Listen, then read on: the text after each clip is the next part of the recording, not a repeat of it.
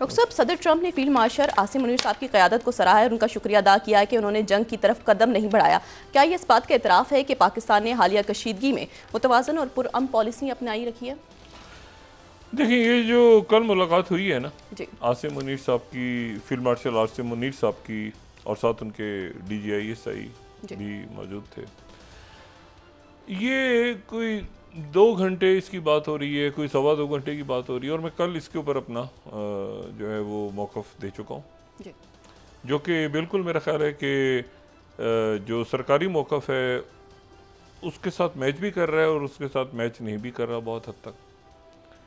और ये मैं अपने ज़राए के हवाले से ये बात कर रहा हूँ। गुफ्तगू जो हुई है वो आसिम मुनीर साहब से, फील्ड मार्शल आसिम मुनीर साहब से, वो गुफ्तगू सिर्फ जो है वो उस गुफ्तगू का एक हिस्सा पाकिस्तान और अमेरिका के ताल्लुकात, और शायद उससे बहुत कम हिस्सा ये रेयर अर्थ मिनरल्स और बाकी सारे मामला। उसका जो बाकी हिस्सा है, जो ज़्यादा बात हुई है, वो ये, एक तो ये है कि न्यूक्लियर वॉर को रोका है, और उसमें यकीनन जो मेरी सोर्सेज हैं वो ये कह रही हैं, और मेरी सोर्सेज जो हैं वो, आपको पता नहीं, ये मीडिया में जो लोग मेरी तरह से, जिनका साथ बहुत ज़्यादा, ना जिनको कोई US एड से पैसा मिला, ना बिल्कुल, जो वो बड़ी अच्छी जगह बैठ गए हैं जाके वाइट हाउस में इस वक्त। आप वाइट हाउस की कैबिनेट देखें तो उसमें आपको सारे वो लोग नज़र आएंगे जिनको कुछ अरसे पहले तक जो है कहते साजिशी थ्योरी, और ये सारे जो ये टोला जो बैठा हुआ था ना खूनी लिबरल्स का, ये जिनको वहाँ पे पूछता नहीं था कोई, इसीलिए तो ये इनकी मत मारी, इनको पूछने वाला नहीं है, ये कांग्रेसमैन और फलाना लॉबिंग आगे पीछे और ये थिंक टैंक, इसीलिए तो ये सारे के सारे ये बेकार हो गए हैं, क्योंकि वहाँ लोग बहुत बड़ी तादाद में ऐसे हैं जो स्टेटस को से टूट के वहाँ बैठे हैं जाके, और मीडिया तो बहुत बड़ी तादाद में है, कोई फॉक्स न्यूज़ का प्रोड्यूसर है, कोई तो कहीं ना कहीं से कोई ना कोई लाइन इतने सालों में, ज़ाहिर है हमारी भी सलामत हो गई होगी। मेन स्ट्रीम मीडिया नहीं तो दूसरा मीडिया तो अंदर घुसा हुआ है ना। जो मेन स्ट्रीम मीडिया वाले थे उनको समझ नहीं आ रही क्या करें, और जिन पे बैन लगते थे, उधर भी तो पैमरा है ना एक, तो वो जिन पे पैमरा, उधर की अमेरिकी पैमरा जिन पे बैन लगाती थी, वो वाइट हाउस में बैठ गए जाके। तो वो बड़ी अच्छी तरह उनके वो जो है ना, मैं किसी वक्त आपको बताऊंगा कि कौन कौन से लोग वहाँ पे हैं, या मतलब बड़ी मज़े की बातें आती हैं वहाँ से। अब वहाँ जो बात हुई है ना, उसका एक हिस्सा है ये कि पाकिस्तान ने ये तो बात हुई बिल्कुल कि जो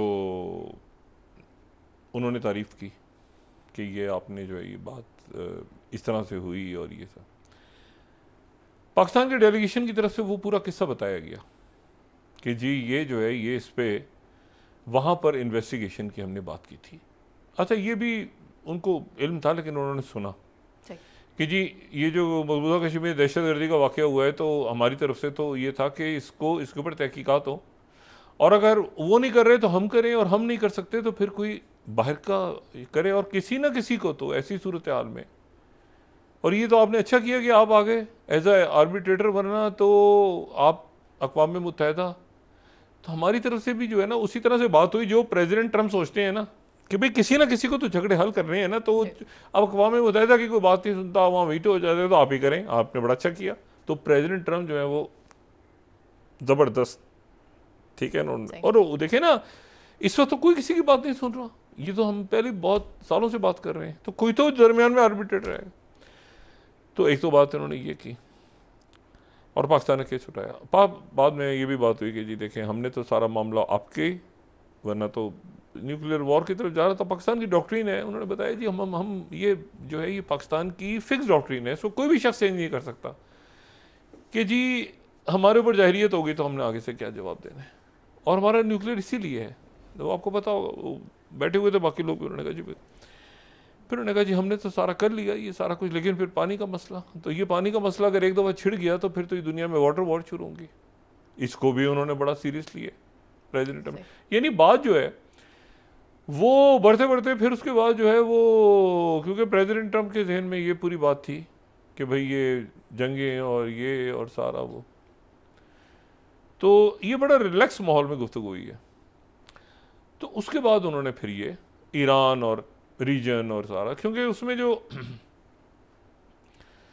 अब ये मैंने कल भी बात की थी, आप ज़रा याद करें कि जिस दिन पाकिस्तान ने सुबह फजर के वक्त ये इंडिया के अगेंस्ट अपना ऑपरेशन लॉन्च किया था, तो वो मनाज़िर तो दिन में ले हैं, बिस्मिल्लाहिर्रहमानिर्रहीम के नाम से वो मिज़ाइल फायर हुए थे पाकिस्तान की तरफ से। और एक बिल्कुल आप समझें कि ऐसे जाने जो है ना वो हथेली पे रख के पाकिस्तान ने, अगर वो अल्लाह ताला की फतह और नुसरत, सिर्फ टेक्नोलॉजी के ऊपर तो आप रिलाई नहीं कर सकते ना जब तक जज्बा ना हो अंदर, तो वो उसके बाद तो धूल चटा दी उनके, मशीनों को ही चटाई। और बाकी ये कि उनकी तरफ से एग्रेशन हुई थी, वो अगर इसको पहले ये सारी इन्वेस्टिगेशंस और अपने अपने लोगों पे, आप पाकिस्तान पे बात ना करें, अपने लोगों पे तो करें मोदी जी, अपने लोगों पे तो, अपने जुडिशल सिस्टम पे, या उनके यहाँ जो लोग बड़े ज़हीन लोग हैं, मैं हमेशा इनकी इस टोले को अलग करता हूँ, हमेशा हमेशा आपने देखा होगा।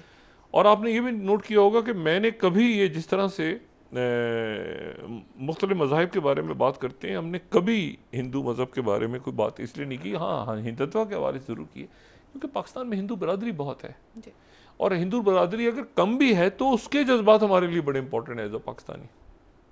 और पाकिस्तान में मंदिर और गिरजाघर और ये सेलिब्रेशन ये सारी होती हैं, तो और सिख बरादरी हमारे यहाँ बहुत, और मतलब हमारा एक तस्वुर ही अलग है ये आरएसएस के लोगों से। बहरहाल वापस आ जाएंगे इस मीटिंग पे।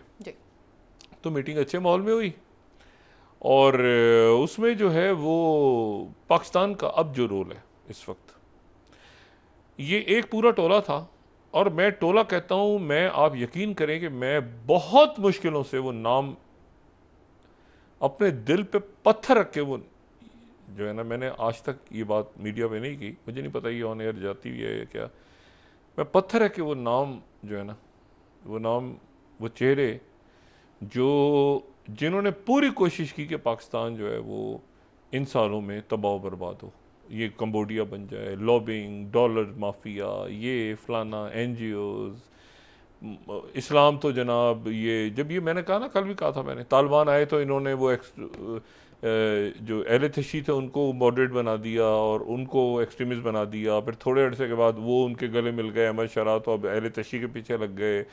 दरमियान में जो है वो इन्होंने जो है ये बेड़ा गर्क करने में कोई कसर नहीं छोड़ी, एक पूरी माफिया ने, और बहुत पैसा बनाया इन्होंने।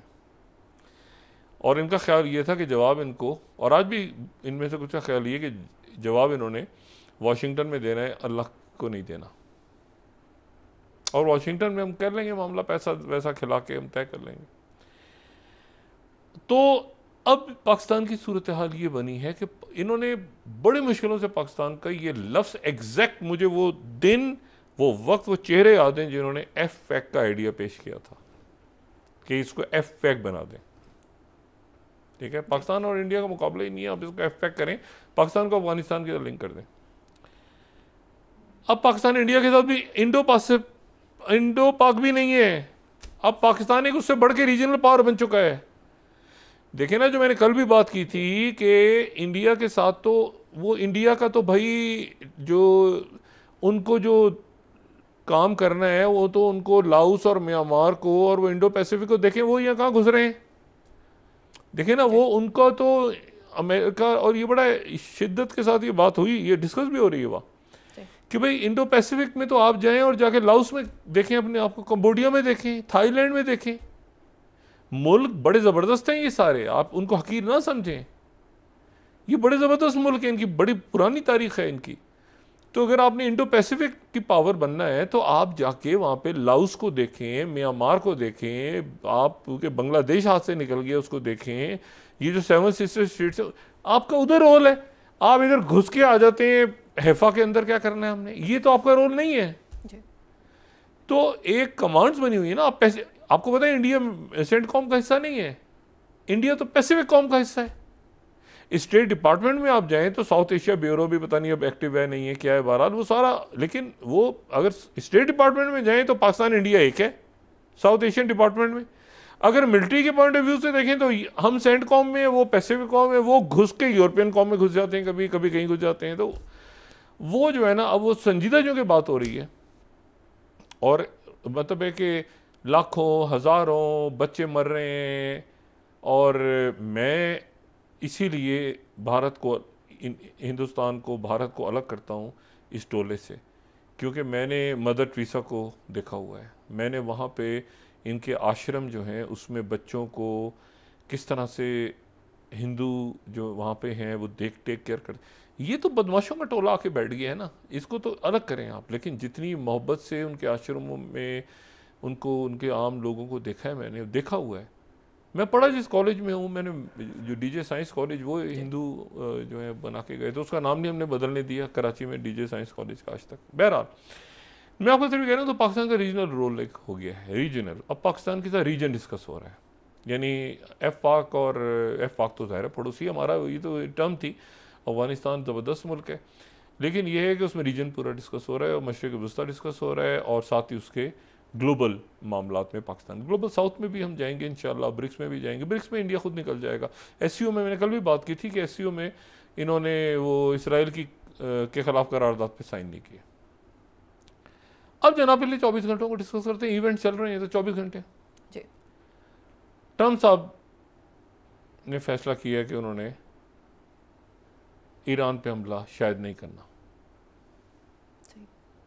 ये उनके अंदर एक सेकंड थॉट डेवलप हो गई है कि उन्होंने ईरान पे हमला नहीं करना, ये उनके अंदर एक सोच डेवलप हुई है। और कल की मुलाकात का उसमें बहुत इंपॉर्टेंट रोल है कि क्या हमला करना मुनासिब है या नहीं है। मैंने आपसे, अच्छा ये कोई नई बात नहीं है, देखें आप, कोई भी हम मशवरा करते हैं लोगों से। पाकिस्तान ने सफारती महाज पे भी ये जो निक्सन के दौर में बात हुई थी, अब मुझे नहीं पता आप लोगों ने वो देखी हुई है कि नहीं, मूवी ब्लैक हॉक डाउन। ये जो एक मूवी हॉलीवुड की है, इसको ज़रूर देखें, ये बड़ी ज़बरदस्त एक्शन मूवी है। ये जो है ये 1993 का वाक़या है, जिसको गलत अगर मैं कहूँ तो मैं माजरत चाहता हूँ उसके लिए, लेकिन ये वाक़यात हैं गालिबन 1993 के, लेकिन इसको ये मूवी बनी 1999 में, ब्लैक हॉक डाउन। और ये मोगदेशो में उस वक्त जो है, आपको पता है दुनिया में सबसे ज़्यादा पीस कीपर्स जो मुल्क भेजते हैं वो पाकिस्तान उनमें से एक है। तो ये कोई 1993 के वाक़यात हैं जिसको फिल्म बंद किया गया था 1999 में। तो उसमें जो आखिरी उसका जो हिस्सा है, उसमें वो जब अमेरिकन फंस जाते हैं, और उस वक्त वो जो वहाँ पे जो बंदा था, फरादीद नाम था गालिबन, तो वहाँ पे सिविल वॉर चल रही थी। तो बस उसको मैं मुख्तसर करूँ कि उसको जो आखिरी हिस्सा है ना, उसमें अमेरिकन फंस गए। तो वो बहुत लंबा एक हिस्सा था उस मूवी का, जिसमें पाकिस्तानियों ने फिर उसके बाद अमेरिकन को रेस्क्यू किया। एक बहुत बड़ा हिस्सा है वो। लेकिन वो फिल्म के साथ ड्रॉबैक ये हुआ कि वो फिल्म 99 में बनी, लेकिन वो जब रिलीज हुई तो 9/11 हो चुका था। तो ये दिसंबर 2001 में ये फिल्म रिलीज हुई। मैंने जब इसको देखा तो मैंने कहा यार ये तो अच्छा। फिर मुझे किसी ने बताया, वही किसी गोरों ने कहा कि यार ये बड़ा लंबा हिस्सा था, लेकिन इस वक्त चूँकि पाकिस्तानी और मुसलमानों के बारे में बात चल रही है तो वो पूरा हिस्सा एडिट हो गया। यानी वो जो आखिरी हिस्सा था ब्लैक हॉक डाउन का, वो एडिट करना पड़ गया, क्योंकि ये दिसंबर 2001 में रिलीज हुई, उससे पहले 9/11 हो गया था। वरना पाकिस्तान का रोल बड़ा इंपॉर्टेंट उसमें, और अमेरिकन ने भी बड़ा सही तरह से उसको पिक्चराइज किया हुआ था। लेकिन वो एडिट, उस पर छुरियाँ चल गई कि वो जनाब वो रोल जो था पाकिस्तान का, तो पाकिस्तान ने रेस्क्यू किया था और किसी से पूछा नहीं था। बस एक वो ह्यूमैनिटेरियन ग्राउंड पे वो भागते हुए आ रहे थे, उनके पीछे वो लगे हुए थे मिलिशिया, सोमाली मिलिशिया मोगदेशो में। इन्होंने फिर उनको रेस्क्यू किया, और वो रेस्क्यू किया और दौड़ा दिया, भगा दिया उनको पाकिस्तानियों ने। ये जो मिलिशिया चारों तरफ से बहुत सारे आ गए थे, हज़ारों की तरह, इधर उधर पाकिस्तानी होते के भाग गए। तो पाकिस्तान का एक रोल रहा है हमेशा। इस तरह के क्राइसिस हो तो वो तो इंडियंस भी हो, कोई भी हो, तो एक ह्यूमैनिटेरियन, ये तो अभी एक टोला बैठा है ना आके, जो कि गजा के अंदर शहीद हो रहे हैं बच्चे, तो ये हंस रहा है, ये तो एक टोला बैठा है, ये दे डोंट रिप्रेजेंट इंडिया। अच्छा, अब ये है कि जो प्रेसिडेंट ट्रम्प के में ये सोच पैदा हुई है, और इस सोच के अंदर एक जुमले ने बड़ा असर किया। एक जुमला है जो उनको कहा गया है, और वो जुमला जो है वो, अब जिसने कहा है उसको आप छोड़ दें, वो बाद में खुद ही नाम आ जाएगा उसका मीडिया में। प्रेसिडेंट ट्रम्प ने किसी से कहा कि ये मैंने आयतुल्लाह खामेनी को जो मैसेज भेजा है सुप्रीम लीडर को, ये डरा है नहीं डरा ये जो प्रेसिडेंट ट्रम्प का स्टाइल है। तो उन्होंने आगे से कहा कि जी वो जो हैं आप जिनके बारे में बात कर रहे हैं आयतुल्लाह खामेनी, वो इसको अपनी सादत समझते हैं, ज़िंदगी की बहुत बड़ी सादत की। अगर वो शहादत का मर्तबा पाएँ तो वो डरेंगे कैसे? वो तो शहादत के लिए दुआएं करते हैं कि हम शहीद हों। उनके नज़दीक तो शहादत जो है वो एक बहुत बड़ा मर्तबा है, बजाय इसके कि बिस्तरों पे पड़ के और नमूनिया से जो है ना वो छींके मारते मारते चले जाओ। वो तो शहादत को एक किसी और दर्जे पे समझते हैं। आप शायद उनको गलत लोगों को डरा रहे हैं जी। प्रेसिडेंट ट्रम्प ने उसके बाद ये बात समझी, उन्होंने कहा ये कैसे, मैंने डराया तो मैंने कहा डर आप समझ नहीं रह पा रहे, ये जो है ना कि गोली चली और आप डर गए और ये हो गया। उन्होंने कहा ये कुछ और लोग हैं। ये जो शहादत का और फिर मुसलमानों की उन्होंने बात की, उसमें भी अहल तशी से वो फिर उन्होंने कहा अच्छा ये सुन्नियों में भी होता है, उन्होंने कहा सुन्नियों में भी होता है, उन्हें हर जगह होता है। एक लोग ऐसे हैं जो शहादत को एक, और उनके यहाँ जब कोई शहीद हो जाता है तो वो रोते नहीं हैं, मुबारकबाद देते हैं कि आपके घर में कोई शहीद हुआ है। फौज में भी ऐसे होता है, सिविलियंस में भी ऐसे होता है। तो ये ट्रम्प साहब को ये बताई बात, तो वो थोड़ा सा इसके ऊपर उन्होंने सुनी बात। ये मैं ये नहीं कह रहा कि कल वाली मुलाकात में हुआ, लेकिन ये हुआ इन्हीं 24 घंटों में है। उसके बाद जो है ट्रम्प साहब के जहन में जो है वो सेकंड थाट्स आ गई कि नहीं, मेरा अमेरिका का इस जंग में कूदना मुनासिब नहीं है। तो नेतन्याहू, अब कल का मुझे कुछ नहीं पता, आज के वक्त तक नेतन्याहू फिर दोबारा बस के नीचे चले गए, thrown under the bus, Zelensky की तरह। सही। और अभी जब हम ये बात कर रहे हैं तो भरपूर हमला ईरान का इसराइल पे जारी है, और इसराइल के पास अपने डिफेंस सिस्टम्स ख़त्म हो चुके हैं। और कल जो है उन्होंने वहाँ पर जो एक उनका, आप समझें कि जिस हॉस्पिटल के अंदर उनके फ़ौजी ट्रेन हो रहे थे उसको भी उन्होंने निशाना बनाया है। सही। और काफ़ी उनकी जो इम्पोर्टेंट जगह हैं, जो तल अवीव में अंदर, तल अवीव एयरपोर्ट तबाह हो गया है, तल अवीव के अंदर मोसाद हेडकोार्टर तबाह हो गया है। आज मेरे ख्याल से शिन बेत को उड़ा देंगे, वो शिन बेत का जो एक रह गया था उसके हेडकोार्टर को भी उड़ा देंगे। और प्रिसाइज उनके पास ये जो सोरोको हॉस्पिटल है, इसमें उनके फ़ौजी एडमिट हो रहे थे और ये सिविलियन उसमें लिया होता, तो सोरोको को भी उन्होंने हिट किया है। और फिर ये सबसे बड़ी जो डैमेज हुआ है रात को, जो प्रिसीजन स्ट्राइक की है ईरान ने, वो ये है कि मेन इसराइल का स्टॉक एक्सचेंज मार्केट उड़ा दी है पूरी। ये जो बिल्डिंग्स कल गिरी है ना रात को, ये बिल्डिंग जो गिरी हैं ये स्टॉक एक्सचेंज मार्केट उड़ गई है पूरी। उसमें बैंक्स के हेडक्वार्टर भी उड़ गए हैं सारे, वो पूरे एटीएम भी बंद हो गए हैं। मतलब वो सारा उनका फाइनेंशियल सिस्टम ही तबाह बर्बाद हो गया जो इसराइल का। तो पहले तो मोसाद और उनके हेडक्वार्टर उड़े थे, लेकिन कल अगर आप मुझसे पूछे ना कि कल रात को स्ट्राइक्स में थोड़ा सी एक दो बिल्डिंगें गिरी हैं, वो एक दो बिल्डिंगें नहीं गिरी, वो उनका मेन स्टॉक एक्सचेंज और बैंकों के हेडक्वार्टर उड़ गए हैं सारे।